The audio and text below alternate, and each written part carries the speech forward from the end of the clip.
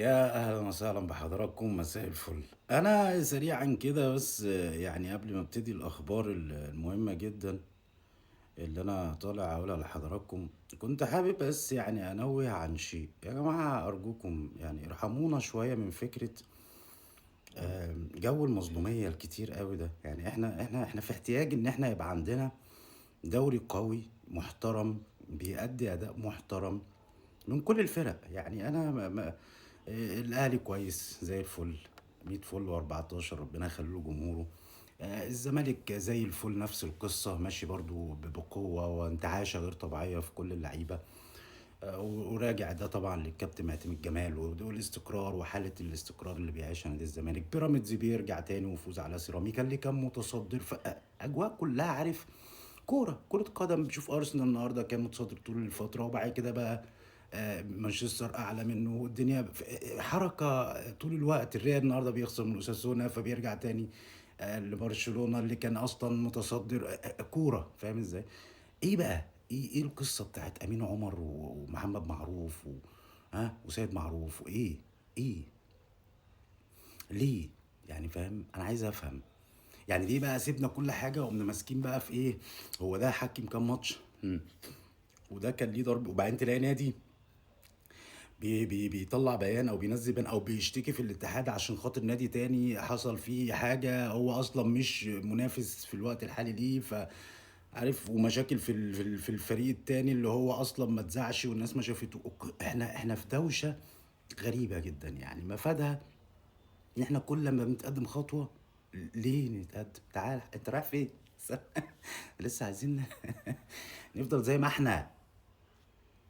زي ما احنا دوري لفريق واحد هو بيكسب كل سنة وشكرا. تعالى يا باشا دور على حاجة، حالة كرة قدم انت بتعيشها مش هتلاقي.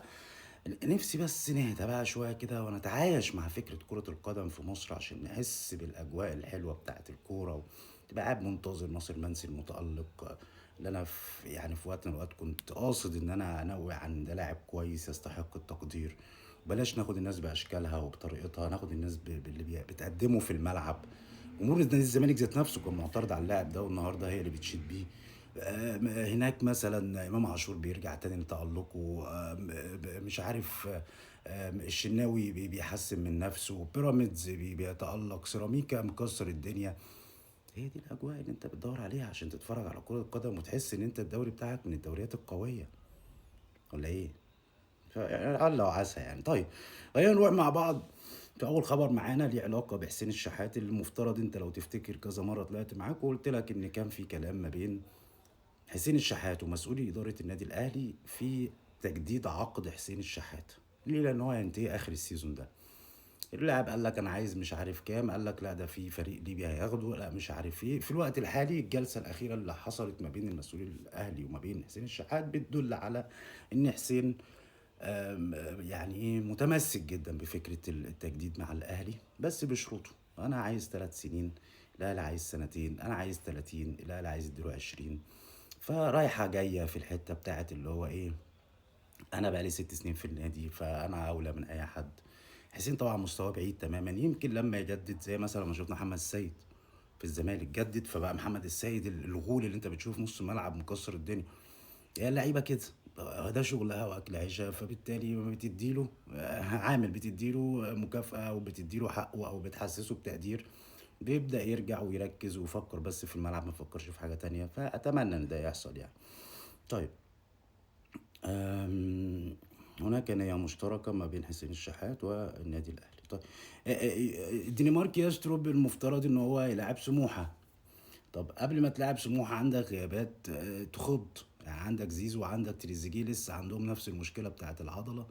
وعندك كمان الجزار اللي لسه جاي وما عملش اي حاجة وما قدمش اي حاجة، عنده اصلا مشكلة في العضلة الامامية مخليه مش عارف اصلا يبتدي مع الفريق. ودي حاجة برضو المفترض ان الاهلي وادارته والسكاوتنج والناس اللي بتخطط وبتشوف وبتتعاقد تبقى عارفه وفاهمه مين اللي ينفع ومين اللي ما ينفعش. يعني ما اعتقدش ان انت تجيب لاعب يقعد عندك اكتر من شهر ما يشاركش. ده ايه ده؟ ده ايه ده عند مين طيب الكلام ده؟ ده غير بقى ان انت عندك ياسر ابراهيم واخد انذار ولا انذارين، ومروان عطية نفس القصة، هما الاتنين غايبين عن الماتش. فانت بتتكلم في ماتش مهم، النهارده الدوري مش سهل. فالراجل هيلعب بمين؟ هنشوف لسه، هنشوف. شيكو بانزا يا باشا. كابتن معتمد جمال خلاص هو قرر استبعاد شيكو بانزا عنه الفترة دي لحد ما اللاعب يرجع يركز تاني في الملعب فقط ويبطل سهر دغري كده. وعشان بس نبقى احنا واضحين، اللاعب شكله من النوعية اللي بيحب يخرج ويتفسح ويتنطط ومش عارف ايه وبتاع. انت في شهر رمضان مش هتلاقي حتة اصلا تتفسح فيها يا شيكو، فركز كده كده مش هتلاقي حتة تتفسح فيها، فخليك في البيت. ركز في تدريبك، مستواك بعيد تماما عن مستواك، ما قدمتش اي حاجة من ساعة ما جيت.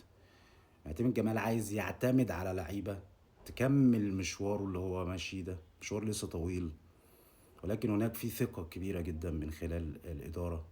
فشيكو بانزا من اللعيبة اللي معتمد جمال بيستبعدها من التدريبات، وبيستبعدها من المشاركة، وبيستبعدها من كل حاجة، لأنه هو مش مركز، بل بالعكس سايح وتايه في الحياة اللي هو عايش فيها دي. طيب ايه تاني بقى ليه علاقة بأحد لعيبة نادي الزمالك؟ دي آخر حاجة معانا النهاردة، وحسام عبد المجيد. حسام عبد المجيد زي ما انت عارف الفترة اللي فاتت كذا مرة تيجي تقعد معاه يقول لك أنا عايز أسافر بره. حسام عبد المجيد عقده هينتهي. حسام عبد المجيد ركيزة من ركائز نادي الزمالك، مهم جدا تجديد عقده، مهم جدا استكمال القصة مع نادي الزمالك. فعقد أو لسه هيعقد يعني، ينوي مسؤول الزمالك عقد جلسة خاصة مع حسام عبد المجيد مدافع الفريق قبل انضمام معسكر منتخب مصر المقرر انطلاقه 21 مارس المقبل. ليه يا باشا؟ من أجل حسم ملف تمديد عقده، خاصة أن حسام عبد المجيد ينتهي بنهاية الموسم المقبل، فضروري جدا تجدد معاه لتأمين استمراره داخل القلعة البيضاء في ظل اعتماد الجهاز الفني عليه كأحد العناصر الأساسية في الخط الخلفي.